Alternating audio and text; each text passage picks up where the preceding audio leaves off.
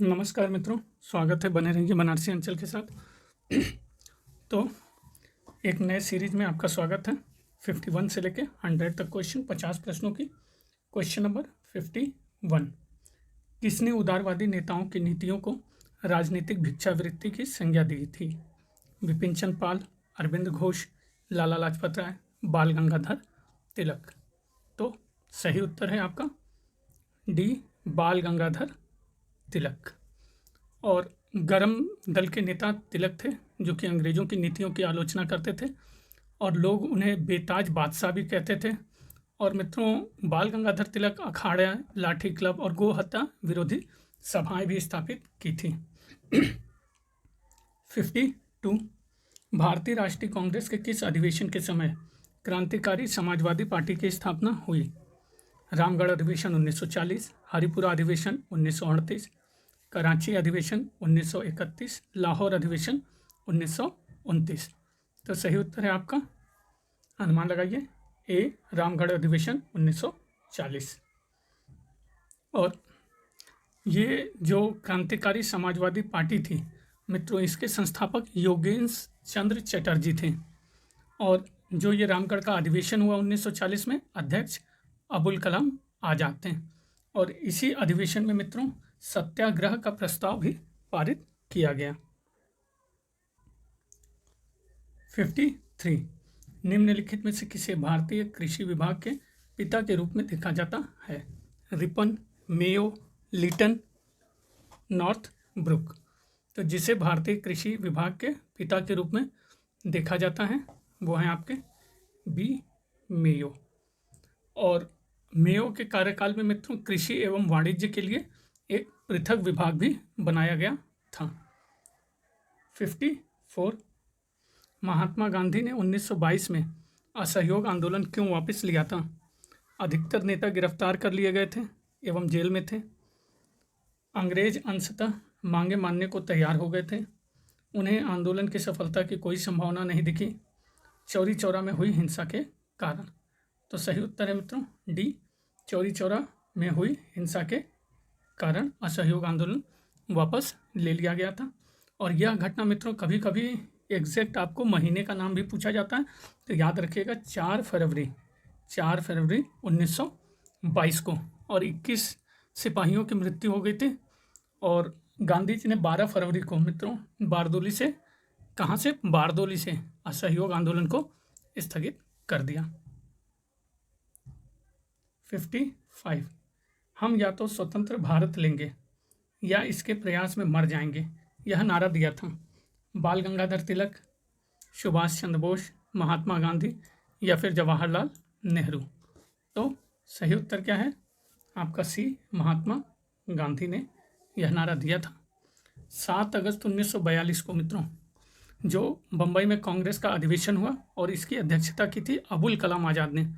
तो नेहरू ने भारत छोड़ो प्रस्ताव पेश किया।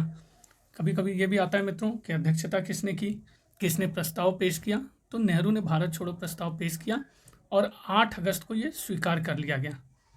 तो ये भी है कि किस दिन पेश किया गया, तो 7 अगस्त, स्वीकार किया गया तो 8 अगस्त। तो ये कुछ कन्फ्यूजन मित्रों क्रिएट किए जाते हैं, इनसे बचना है। और गांधी जी ने कांग्रेस के इसी ऐतिहासिक सम्मेलन में भाषण दिया और यह वक्तव्य कहा। क्वेश्चन 56, किस वर्ष जवाहरलाल नेहरू ने भारत में रावी नदी के तट पर तिरंगा झंडा लहराया तथा स्वतंत्रता आंदोलन का उद्देश्य पूर्ण स्वराज्य घोषित किया? 26 जनवरी 1930, 31 दिसंबर 1931, 26 जनवरी 1932 या फिर 31 दिसंबर 1929। तो सही उत्तर आपका डी, 31 दिसंबर 1929 को वार्षिक जो अधिवेशन हुआ कांग्रेस का लाहौर में। कहाँ मित्रों? लाहौर में। इसी अधिवेशन में अध्यक्ष गांधी जी चुने गए थे, लेकिन उन्होंने जवाहरलाल नेहरू को अध्यक्ष बनाया। तो मित्रों ये भी कभी कभी हो सकता है कि पूछ लिया जाए कि किस सम्मेलन में गांधी जी अध्यक्ष बने और जवाहरलाल नेहरू को उन्होंने फिर अपनी जगह चुना। तो यही अधिवेशन था। नेक्स्ट 57, भारत विभाजन से संबंधित माउंटबेटन योजना की सरकारी तौर पर घोषणा हुई थी? 4 जून 1947, 10 जून 1947, 3 जून 1947 या फिर 3 जुलाई 1947? तो सही उत्तर क्या होगा मित्रों, अनुमान लगाइए। तो सही उत्तर है आपका सी, 3 जून 1947। और इसके बारे में जो विशेष बात कहनी थी वो ये है कि 24 मार्च 1947 को मित्रों ये माउंटबेटन गवर्नर जनरल बनकर आया और राजनीतिक स्थिति पर काबू पाने के लिए उसने अनेक नेताओं से विचार विमर्श किया और अपने सुझाव को ब्रिटिश सरकार को सौंपा। और उसी सुझाव में के अंतर्गत ब्रिटिश सरकार ने 3 जून 1947 को भारत विभाजन योजना प्रस्तुत किया, जिसे माउंटबेटन योजना कहते हैं।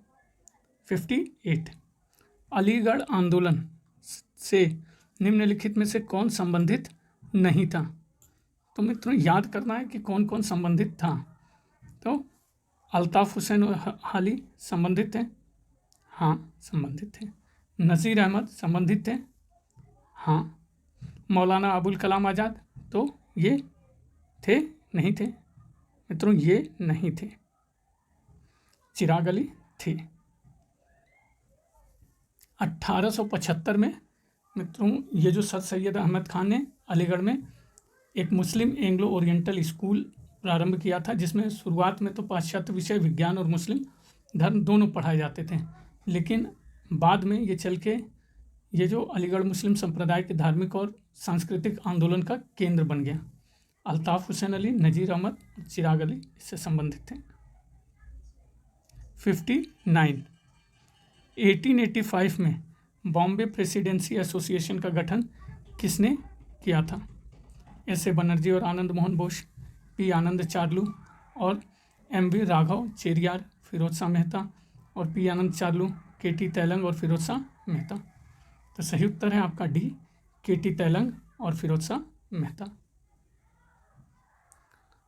और इसके लिए जो है कि हम कह सकते हैं कि बम्बई में इसकी स्थापना हुई और 31 जनवरी 1885 को बम्बई में नागरिकों की एक सभा जमशेदजी जीजी भाई की अध्यक्षता में बुलाई गई और इस एसोसिएशन का गठन हुआ और इसका उद्देश्य लोगों में राजनीतिक विचारों का प्रचार प्रसार करना था। क्वेश्चन 60 सुभाष चंद्र बोस ने सिंगापुर में स्वाधीन भारत की सरकार गठित की थी? 19 अक्टूबर 1943, 20 अक्टूबर 1943, 21 अक्टूबर या 24 अक्टूबर 1943 में? तो सही उत्तर आपका सी, 21 अक्टूबर 1943।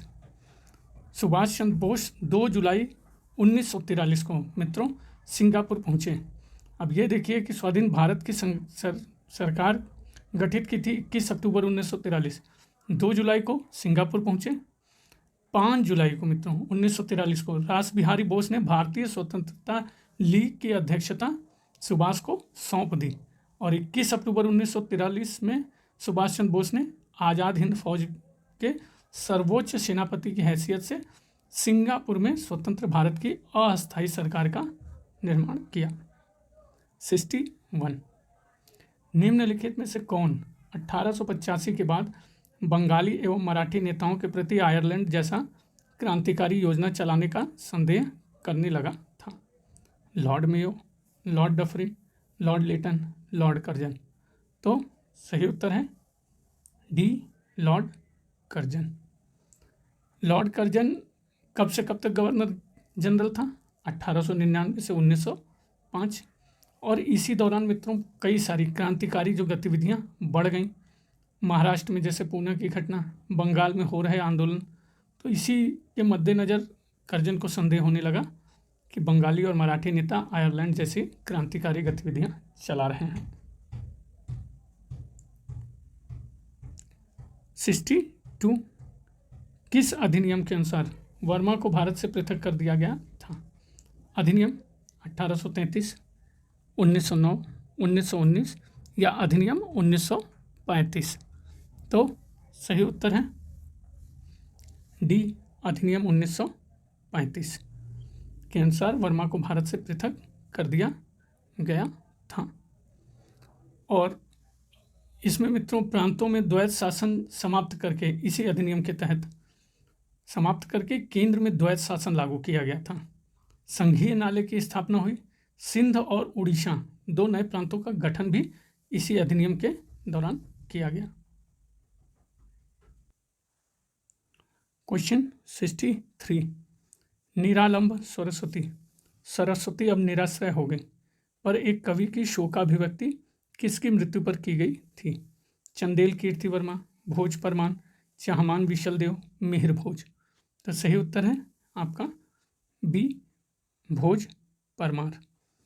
और असल में जो मालवा के परमार शासक भोज की मृत्यु पर ये कहा गया।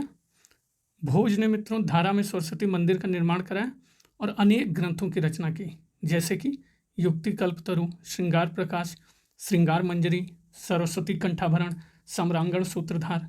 भोज ने कविराज की हुई उपाधि धारण की थी, जिसकी वजह से ये वक्तव्य कहा गया इसकी मृत्यु पर। 64, तत्वबोधिनी पत्रिका ने किसकी विचारधारा का प्रचार किया? ब्रह्म समाज, आर्य समाज, रामकृष्ण मिशन या देव समाज। तो सही उत्तर ए, ब्रह्म समाज। देवेंद्रनाथ टैगोर के नेतृत्व में ब्रह्म समाज की गतिविधियां राजा राममोहन की राय के बाद भी जारी रही।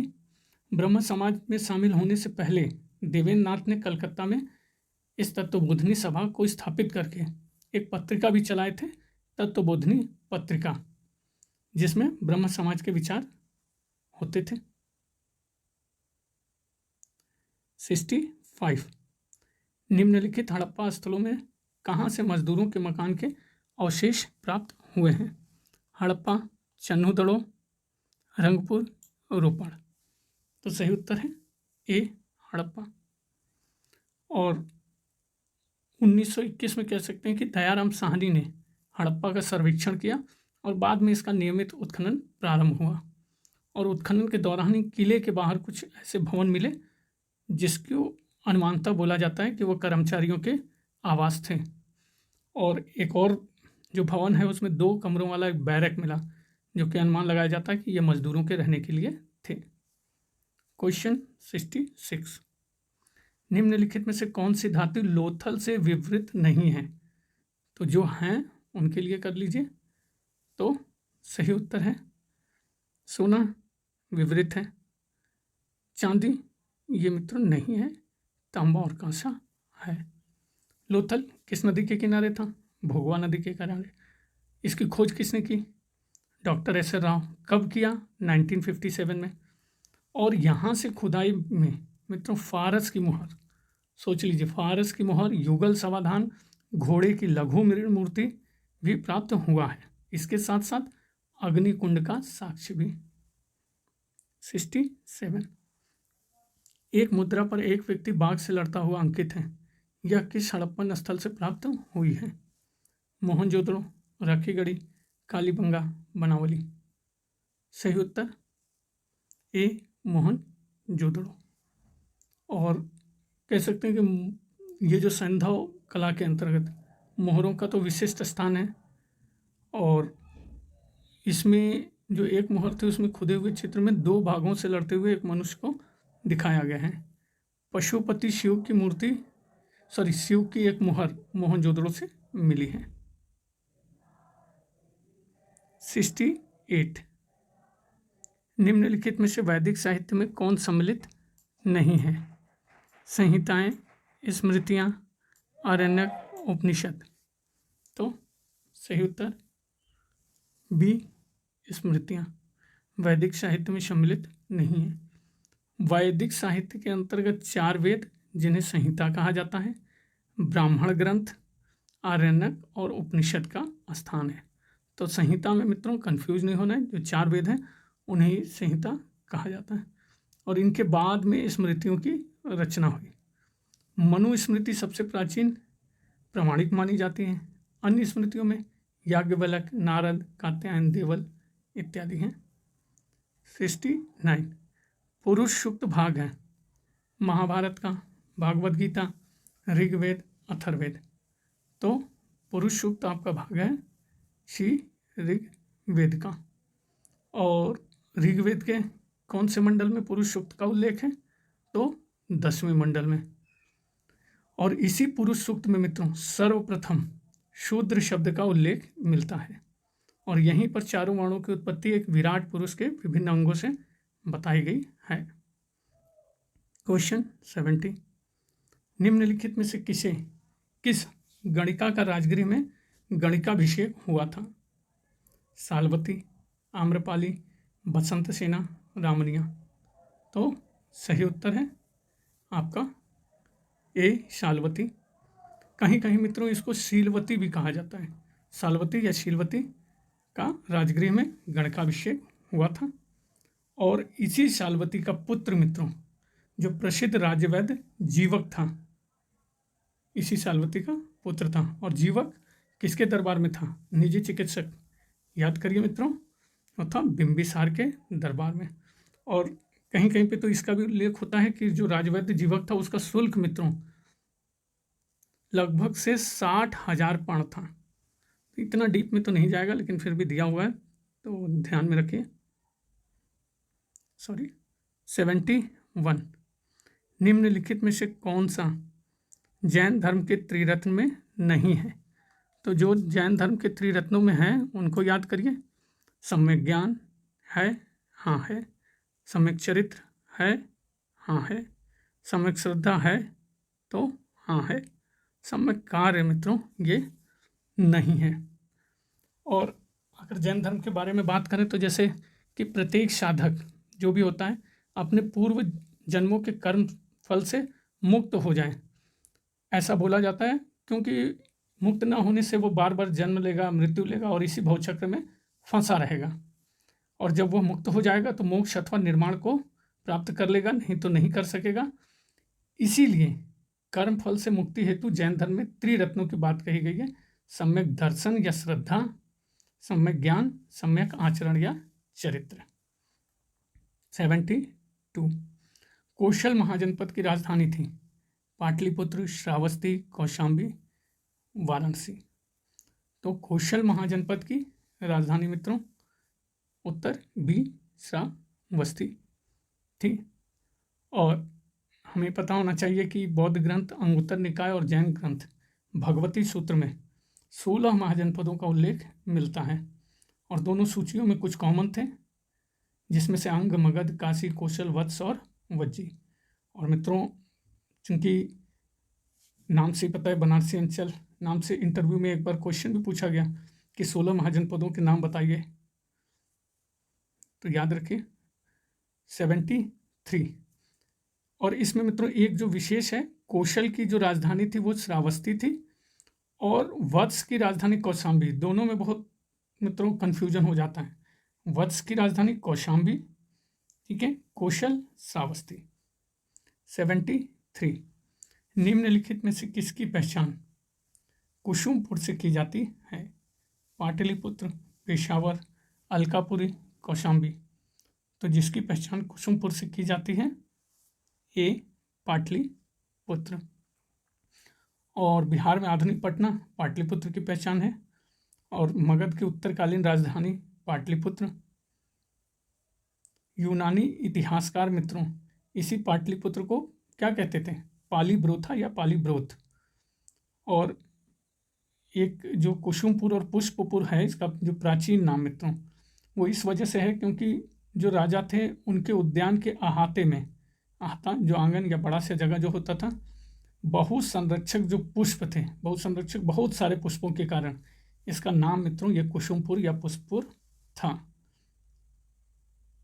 74, गोविंद चंद्र गढ़वाल के मंत्री लक्ष्मीधर ने किस ग्रंथ की रचना की थी? नौ शशांक चरित, रामचरित, कृत कल्पतरु या कादंबरी। तो सही उत्तर क्या है? अनुमान लगाइए। सी कृत कल्पतरु। और ये जो गोविंद सिंह गढ़वाल थे कहाँ के शासक थे? तो ये कन्नौज के शासक थे मित्रों, कन्नौज के शासक। और लक्ष्मीधर जो था वो मित्रों राजनीति शास्त्र का प्रकांड पंडित था कह सकते हैं। और इसमें मित्रों कृत कल्पतरु लक्ष्मीधर और गोविंद चंद गढ़वाल से। और इसमें एक और शासक का नाम आता है मित्रों, परमार शासक भोज ने। उसने किसकी रचना की थी? युक्ति कल्पतरु। तो उसमें कंफ्यूज नहीं होना है मित्रों, जो परमार शासक था भोज, उसने युक्ति कल्पतरु, ठीक है, उसकी रचना की। अक्सर करके देखिए कंफ्यूजन, पढ़े तो रहते हैं लेकिन कंफ्यूजन यहीं हो जाता है मित्रों। कंफ्यूज नहीं होना है। जहाँ इस तरह की बातें मेरे नोटिस में आ रही हैं, लिखा हुआ है, पढ़ दे रहा हूँ, याद रखिए। 75, प्रसिद्ध जैन शिक्षक स्थूलभद्र का जन्म हुआ था। पाटलिपुत्र, वैशाली, राजगृह, चंपा। तो जैन शिक्षक स्थूलभद्र का जन्म हुआ था ए पाटलिपुत्र में, आपके जैन आचार्य स्थूलभद्र का जन्म हुआ था।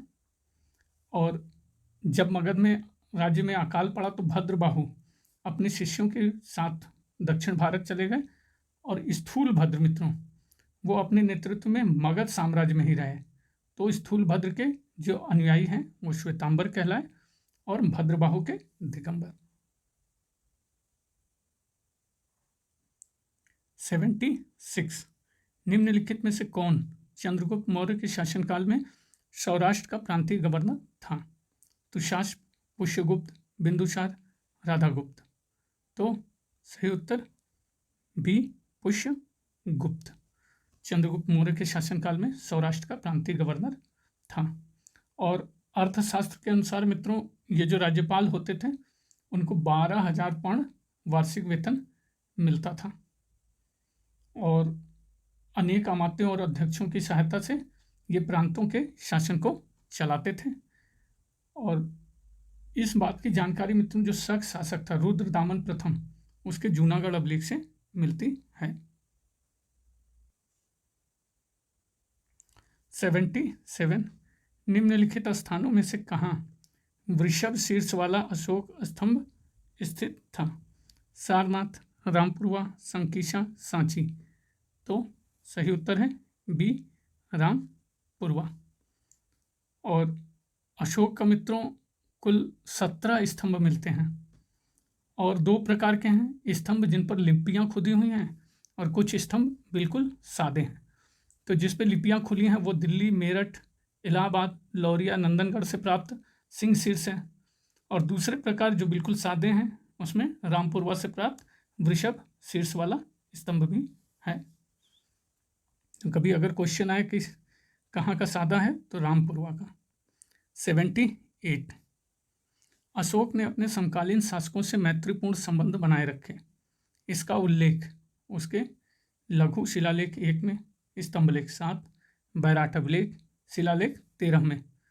तो सही उत्तर अनुमान लगाइए, शिलालेख 13 में डी सही उत्तर है।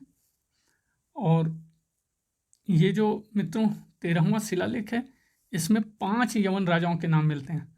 तो कभी कभी ये भी पूछ लेता है कि कहाँ पे 5 यवन राजाओं के नाम मिलते हैं, और जिनमें से कभी कभी मिलान करने को भी दे देता है। जैसे अंतियोग सीरियाई नरेश था, तुर्मय मिस्री नरेश, अंतिकिनी मेसोडेनियन का राजा डोनियन, मग सीरीन का, अलिक सुंदर एपीरस, ऐसे करके भी। 79, किसका विदेशी वृत्तांत मौर्य काल की जानकारी देता है? Justin, Strabo, Megasthenes, Plutarch. तो सही उत्तर है सी मेगास्थनीज। पुस्तिका मित्रों पता होगा इंडिका, मौर्य नगर प्रशासन के बारे में वर्णन किया है, और इसी पुस्तिका के आधार पर बोला जाता है कि नगर परिषद की 5 सदस्यों वाली 6 समिति का गठन किया था, और नगर के जो पदाधिकारी थे वो एस्टिनोमोई कहलाते थे। समिति में कुल 30 सदस्य। क्वेश्चन 80, सांची के स्तूप के निर्माता थे चंद्रगुप्त मौर्य, कालाशोक, बिंदुसार, अशोक। तो सांची के स्तूप अनुमान लगाइए डी अशोक। सांची का स्तूप मध्य प्रदेश में भोपाल के निकट, और ये कह सकते हैं कि मित्रों शुंग काल में जो अशोक द्वारा निर्मित स्तूप का आकार दोगुना किया गया, ठीक है। तो ये जो भी स्तूप बना उसका आकार बढ़ाया गया। स्तूप ऊंची पहाड़ी पर निर्मित है, चारों ओर सुंदर परिक्रमा पथ है, चारों तरफ जो चक्कर लगाते हैं उसके लिए जो रास्ता होता है परिक्रमा पथ कहलाता है, और सांची में मित्रों बुद्ध का अंकन जो है प्रतीक रूपों में हुआ है। जैसे बुद्ध के जो भी प्रतीक रूप थे बहुत सारे, उन्हीं में इनका अंकन भी हुआ। 81 बुद्ध धम्म एवं संघ के प्रति अशोक की प्रगाढ़ आस्था का उल्लेख किस अभिलेख में है? शिलालेख 13, शिलालेख 6, भाब्रू लघु शिलालेख या स्तंभलेख 4। तो सही उत्तर सी भाब्रू लघु शिलालेख। और इसमें मित्रों ये कहाँ से प्राप्त है?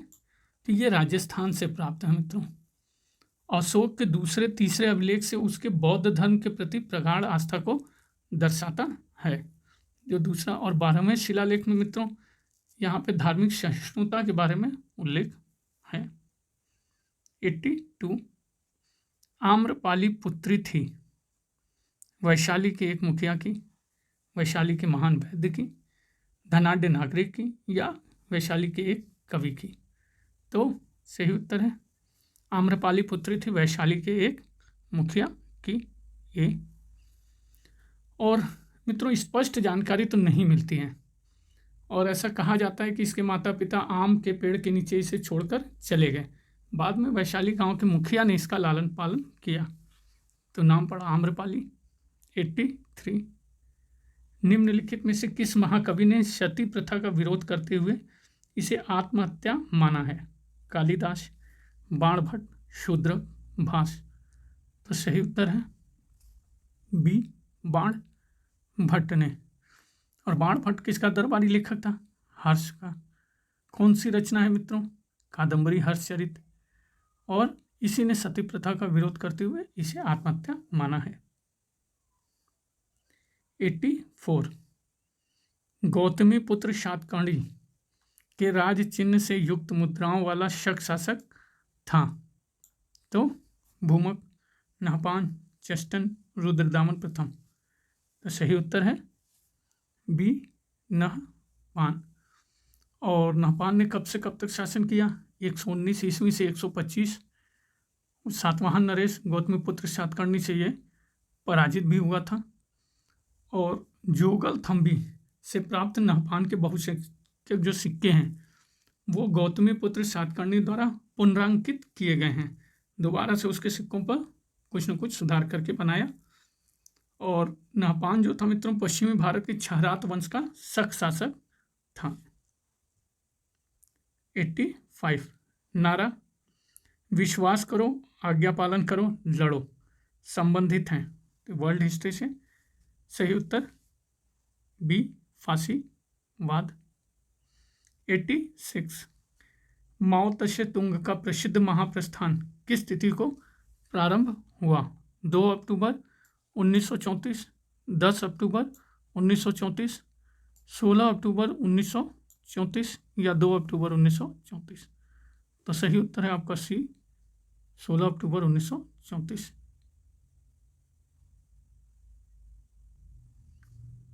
87 कथन कारण का। तो पहले देखना होता है मित्रों कि दोनों कथन सही हैं कि नहीं हैं, फिर बाद में कारण की पहचान करिए। तो पहले अभिकथन ए, जर्मन के राज्य जो संख्या में 39 थे एक कमजोर परिसंघ में संगठित थे। इस परिसंघ का प्रशासन संघीय डाइट द्वारा नियंत्रित होता था जिसका नियंत्रण ऑस्ट्रिया के राष्ट्रपति के हाथों में था। सही है तो हाँ कि ना? हाँ सही है।